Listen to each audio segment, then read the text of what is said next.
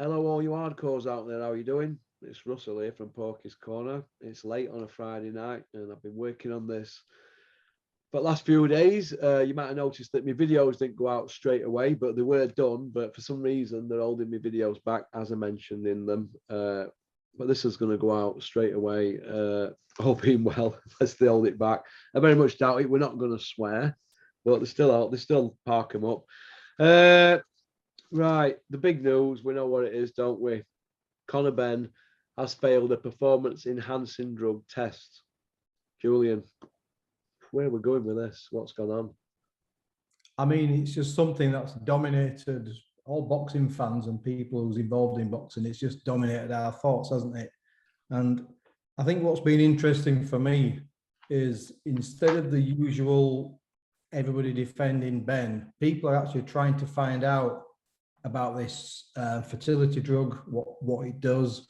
Yeah. And you get a lot of rubbish online when such things happen. But have also been some really brilliant articles online. I think there was a guy called Gabriel Montoya was interviewed by Danny Flexen. And I watched that 2 or 3 times yesterday. It was just such an educational piece about what happens with increased testosterone in the body. And I think that's what we all have to do with these situations, because we've had a lot of information, we get a lot of conflicting information, but what you have to do, and I've found so many things out today, you owe it to yourself to find out a little bit more about what's happened, understand the process before we start to condemn people and before we start to say things without any kind of background. So I've been educated, I've been working, I was working yesterday, I've been to the East Coast with my mum and my sister today, but I've spent a lot of time reading up on this drug, reading up on cycles and cocktails and all kinds of different things. But most importantly, I've been reading up a lot about the anti-doping authorities and the actual process that they go through, which might explain certain things that we're told. Yeah. Conor Ben's drug test, right? Looking at it from what information we've got, because they did a press conference, didn't they? But it was a press conference, but Eddie read something out, but nobody was allowed to ask him anything because he said, we're not taking questions. So how's that a press conference? So that's where we're backed up to. Obviously, he's got busted. The board have said the fight's off. And we're saying they were going to go high cut on that. Apparently, his old man said, no, we're not going for that, and we're going to sort it out with board. So they didn't want to pay the 500 grand, did they, for the injunction? Because that's what it is, an injunction. If you go up, it's all online. So they'll have their own lawyers to pay. So it would have been dear. So they bottled out that, but issued the threats. The board stood firm. I've got no time for the board, but it looks like they've had to do the right thing. But them doing the right thing now, I personally think that they did the wrong thing with the Dylan White one. And they thought, if this happens again, and we let this go ahead, and all the bull crap around it, like draining Eubank down, right, while shouting off about safety is paramount, draining him down, but not letting him rehydrate. All the while, Conor Ben beefing himself up on the PED, so he's like a monster, and Eubank's coming down, and he's like frail, he'd be like I were a couple of months ago, 125 pounds, but he'd be like 162, wouldn't he? Because after weighing, what he want £5. Yeah, normally he puts 15 to 18 pound on. So the knocking basically is nigh on a stone weaker than he normally is, isn't it? But Ben's stronger. So how's safety paramount there? I don't get that, do you? Well, that's the thing, you see. I mean, obviously what we're talking about, we're getting a lot of information. It's speculation. Some of the things that we're saying, it's your opinion, it's my opinion, but sometimes the opinions based on experience, based on what we've seen before, and based on doing a lot of reading and a lot of listening. So first of all, in terms of the board of control, there's a lot of grey areas in terms of actually when the fighters were notified. We heard it was the end of August, so that could be like 5-6 weeks ago. Then you're hearing things about the 1st of September. We're hearing dates like the 23rd of September when the board were notified. And obviously then there's this article by the Daily Mail, the whistleblower who's put this out there in the public domain, and whoever's put this out there, good for you. I'm not going to condemn a man who's done really what's probably a very dutiful thing. So the questions are, is it the Boxing Board of Control who have truly said we're not going to sanction this fight? And it looks like that. But what we saw was Eddie Hearn right until the bitter end, right until just a short time before this fight, or Eddie Hearn and Matchroom. Like a spoiled brat. Yeah, basically saying, we're not happy, due process hasn't been followed, we're going to take legal action, etc., etc., etc. That's all we've heard. But so for me, one of the biggest things is who truly has pulled the plug on this fight. So if you're DAZN, I've heard from several people today that DAZN stopped this fight. The paymasters at DAZN, they want to be an ethical company. Well, that's the way at the moment. They had the big saying that they said they felt shown up. Absolutely, they'd be embarrassed. They're an ethical broadcaster. They have shareholders, they have a CEO, etc., etc. And, have they pulled the plug? Because we know that the promoters and Matchroom, Frank Smith, Eddie Hearn, they didn't want to pull the plug. No, the fighters, Frank Smith, didn't want to. Frank Smith didn't want to. The boxers wanted to box. Understandably, they get paid a hell of a lot of money. But the Board of Control did the right thing. But I guess for me, everything takes so long, and I understand that, because for example, if you're Robert Smith, I don't often defend Robert Smith, but if they did get that information on the 23rd of September, which was almost 2 weeks ago, you have to really have a strong foundation to put statements out that says, we're not going to sanction this fight.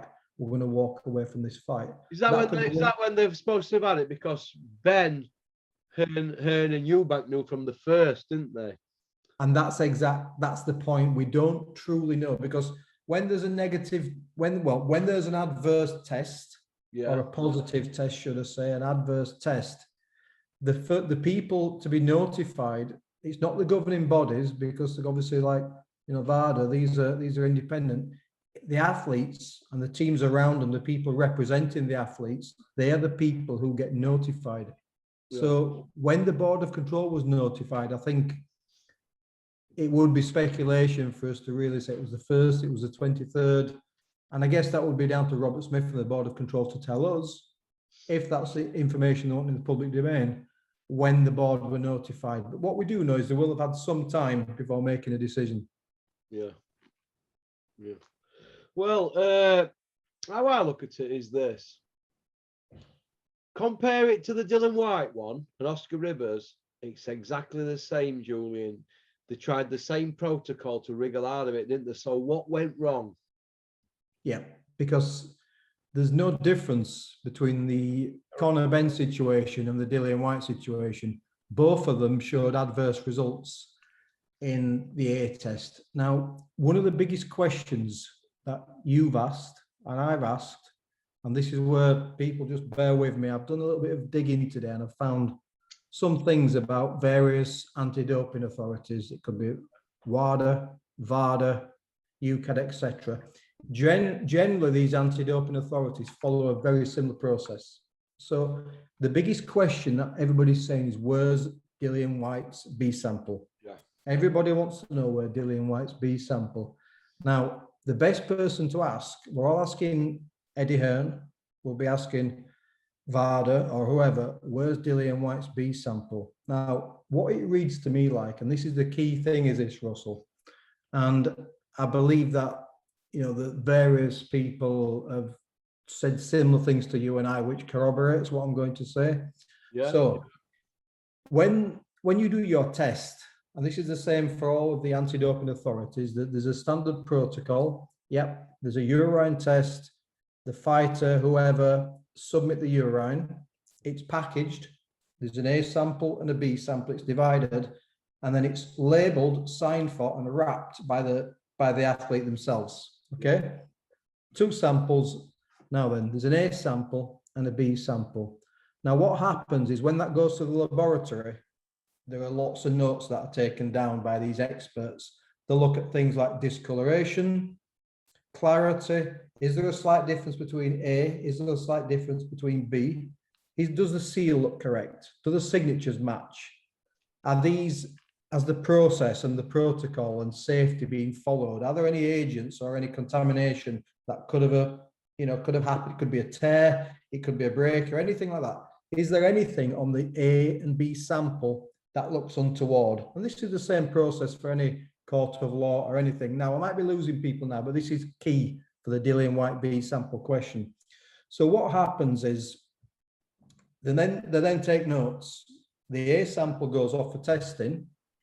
And then, and this is key, if in the event of an adverse finding, which is the case with Dillian White and the case with Conor Ben, what happens then is this is presented to the athlete, and this is an assumption, and again, I'm making an assumption, to the athlete's representatives and their legal team.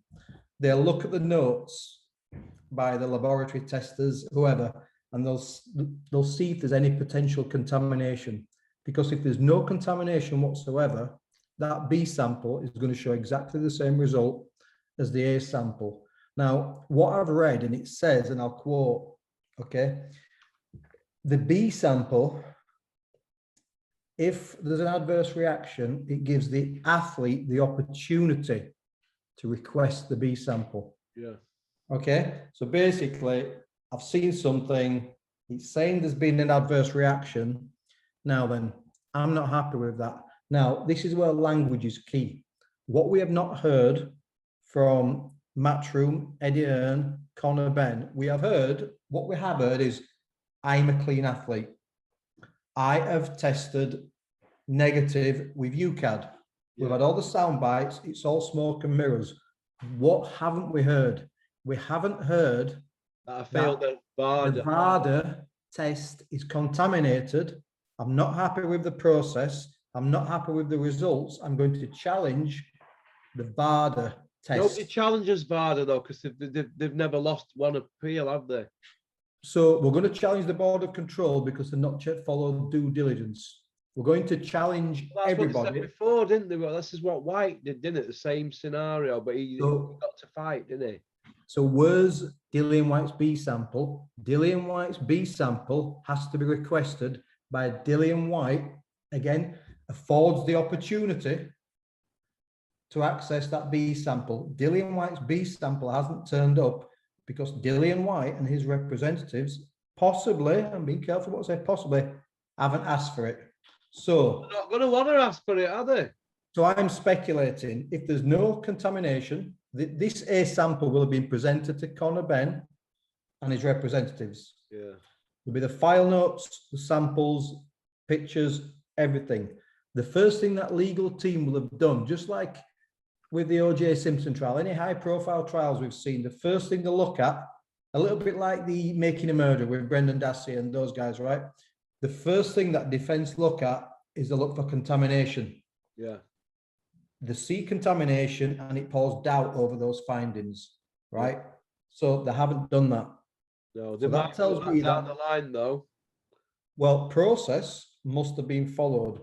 So if everything looks like it's done correctly, labels, administration, labeled up and tagged and signed and all that, because if it isn't, it's classed as void, isn't it? If they're missing exactly, they pull it up on anything, don't they? But have you, Russell, have you read or seen anything where they have challenged the BARDA? No, I've been at it all day with two people. One, we've had to speak to a legal person today over this, just to even talk about this. Now, we can't accuse him yet, but I'm going to say you've failed a VADA test. It's in your urine. Now, that urine, let's pretend that this is Conor Ben's test, right? You pour it into one cup and then you pour it into another, but they put it into test tubes. It's just like when you're in prison, you get took for a test if you've been smoking weed or whatever, and they send them off. Now, they save one, and that's for you to appeal it if it comes back in jail. I don't know how it works with this. Well, I do now because I've been doing some research today. But so you've got an A and a B sample, a Conor Ben's urine. So they've said, oh, Conor, you failed your A sample. If that had been me, I'd have said, whoa, what about B sample? Even though it's the same wee out of the same cup, innit? Right?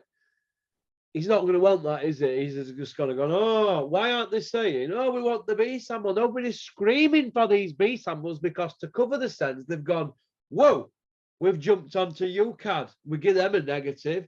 Their testing's not as stringent as the others, is it? And what's the timelines of their tests? Well, when did they have that test? Did they go for it straight away the day after, or was it a few weeks after? Could have been 3 weeks after. They'd have had to wait for the cycle to change because it's obviously been cheating because it's in his system, isn't it? You know, you don't just go into your bathroom in your house and start taking pills that are your missus's, do you? So it's all to do with the questioning, isn't it? So we've been asking, because we're learning this stuff, okay? We've been saying, where's Dillian White's B sample? That's all we've been saying now for a couple of years. Where is it? Why we heard out about this famous B sample? We've got Tony Bellew, people like him coming out saying Dylan White were proven innocent. I haven't seen anything that says he's been proven innocent. Have you? Have any of you not seen anything? If you have, drop me a comment. If he wants to be proved innocent, Dillian White has to request the B sample or his team. If not asked for it, have they? Like to me. Listen, you could fly around world 500 times in the period that it took them to. Well, it's 40 months, isn't it, since he fought Dylan White, isn't it? And this is Rivers, since Rivers. So this is what people, I think we all have a duty, and it's painful looking for this stuff online. But technical reports from anti-doping agencies are all there. You know, it's this stuff's in the public domain. So listen, there's too many smoke and mirrors about the B sample. There's only going to be a B sample if Conor Ben and his team challenge the validity of the A sample. It is as simple as that. The B sample doesn't automatically follow the A sample. Yeah. And why would you request a B sample? Because you would think there was foul play or contamination, not foul play, potential accidental contamination on the A sample. Now, this is, I'm repeating this up, it's really important that people understand, forget the B sample, the language, the board of control, you haven't followed due diligence. We have been successful with UCAD, all the tests that we've done, for it's sound bites to try and confuse us all, right? And this is what the guy said last night. Now, aren't they? Earns the masters at this now, they've been at it that long.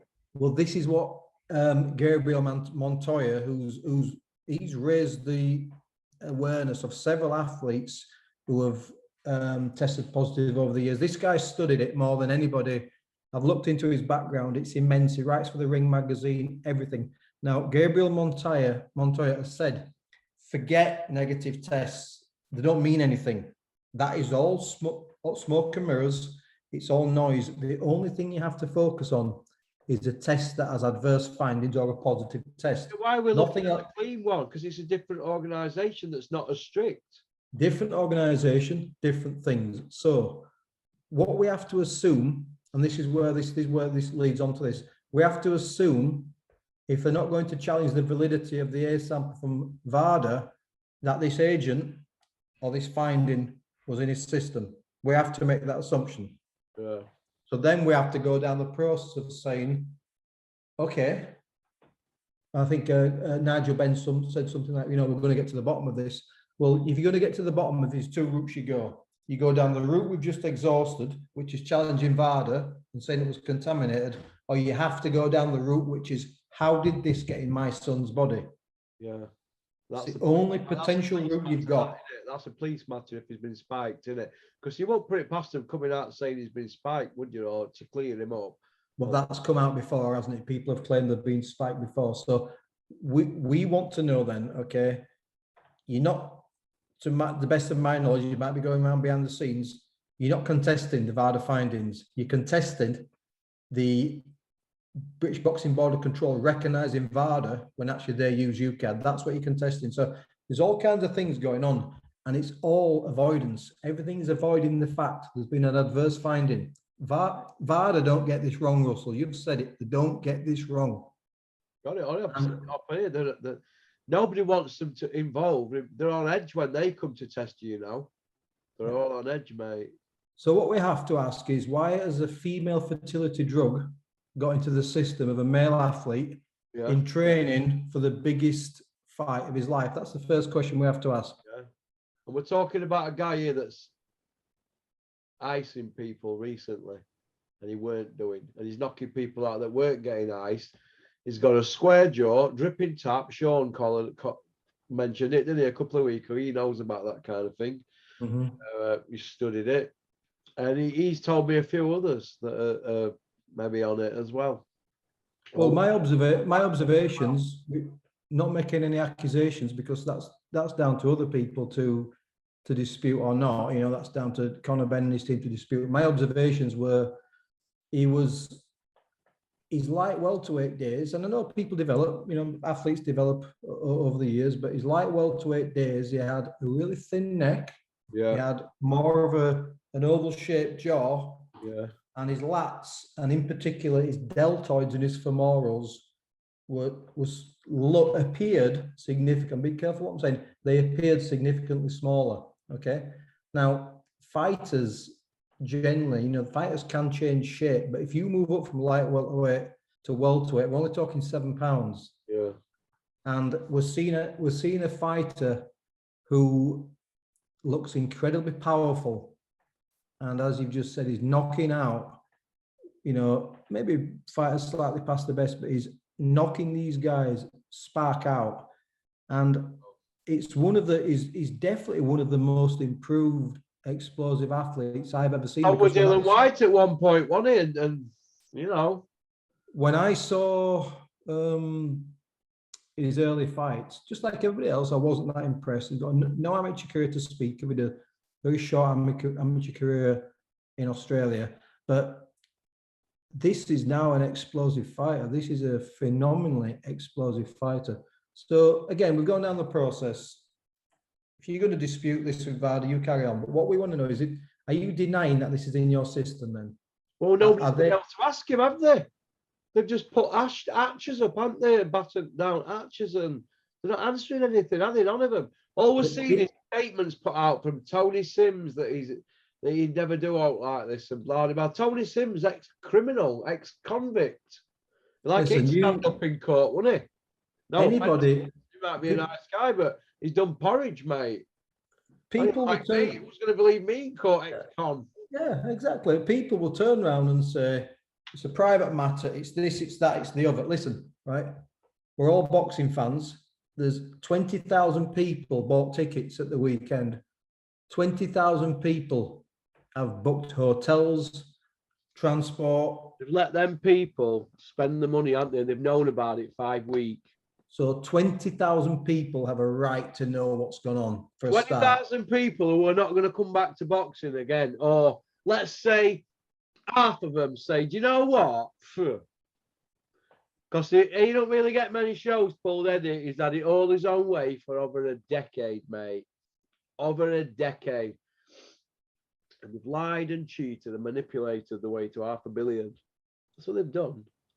Go look at the books, mate. They'll tell you they've lied and cheated the way to millions and millions of pounds. They don't care for boxing fans.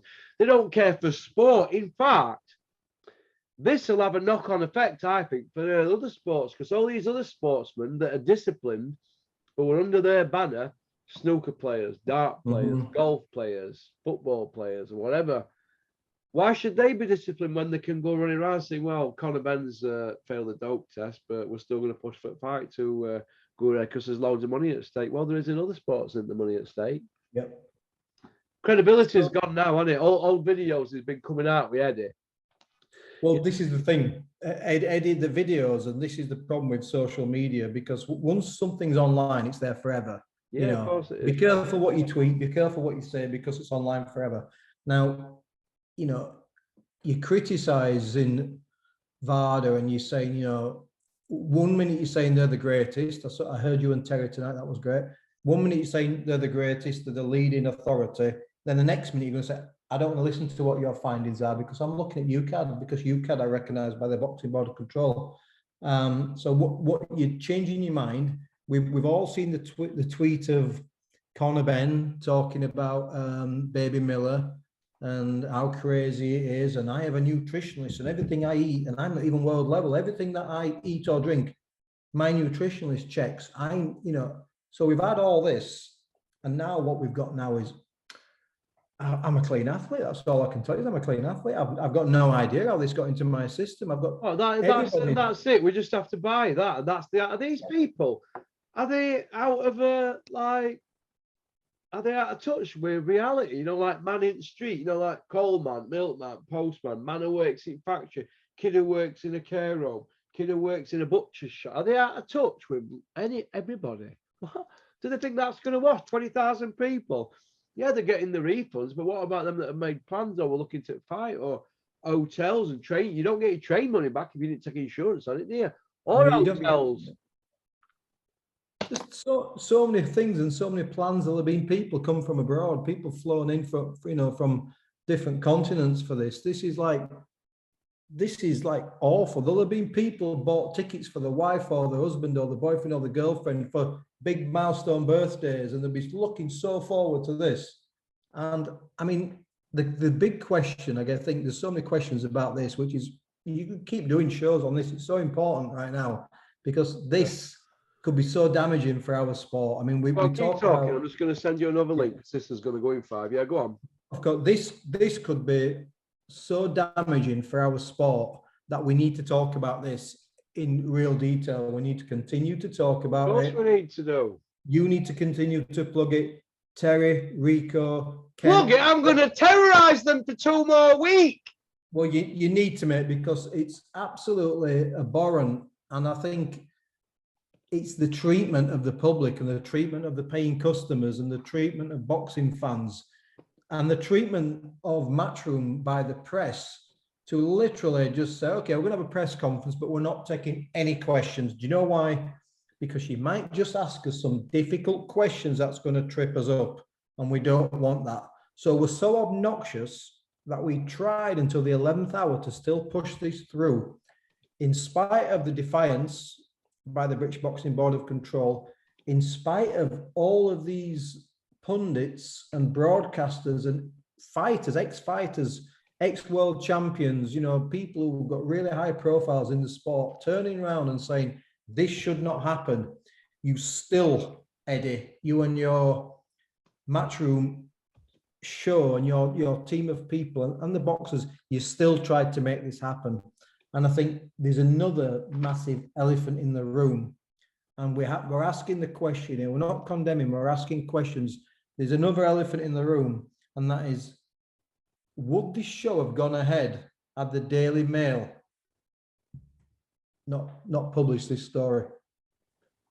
No, I don't think it would have done, Julian. I don't think if they hadn't published that, I don't think we'd have heard about it. I don't think if Thomas Hauser didn't say anything 40 months ago with Dylan White. Dylan, 40 months times 30 days, that's 1,200 days. Where's your B sample? 1,200 days, roughly. Where is it? And if you what want are they to doing? Walking it from America to England. So just so you're aware, Dillian, I'll save you all these people, these lawyers that you pay and all these advisors that you pay. Just if you want to clear your name, Dillian, you can request a B sample and you get it really quickly. Yeah, 48 hours. It's on their website. It's 48 hours turnaround anywhere in Europe. They fly it in and you pay it. Right. So when you watch that's this for video, tennis players, yeah, golf players, snooker players, the lot, yeah, football. 48 hours. So let's get your name cleared. You can get this in 48 hours. Never mind having to. You are the one who tested positive with the A sample. So Dillian, you can request this B sample and you can get your name cleared. That'd be such a good thing for you to do. Of course it would, yeah, but they're not going to do that, are they? Same as Conor Ben. Why aren't they coming out saying, bro, I want me B sample, bro, I've got eats and seats, bro. Why aren't you giving it all that? Why aren't you giving it the big one? Hey, you little cheating, you cheat. Liam Smith called it right. He came out and said he's a cheating B. Liam Smith came out. Liam Smith. Him and his brothers have never failed a dope test, have they? I don't think. Do you know what? Not one Joe Gallagher dope fighter's ever failed a dope test. Not one. Apparently. The Smiths are fine boxing men, and they'll hate this. They'll hate seeing this nonsense. Of course they will, because they've been at it since they were kids, 10-year-old, haven't they? They won't like that. Probably knowing that there are occasions in their careers that they've come up against people who were cheating. Yeah, like they'll know that. Of course they will, yeah. And it goes on. And there'll be fighting men around here, all of them who've been at it all their lives and never failed a test and are training the kids and all. They'll be like, disgusting. But you know what? Nobody's going to say a word on the social media. Steffi Bull, you've got plenty to say, haven't you? Tony Bull, Tony Bellew, plenty to say. Silence. Silence. Well, nobody's saying anything now. You can't shut these people up in pub.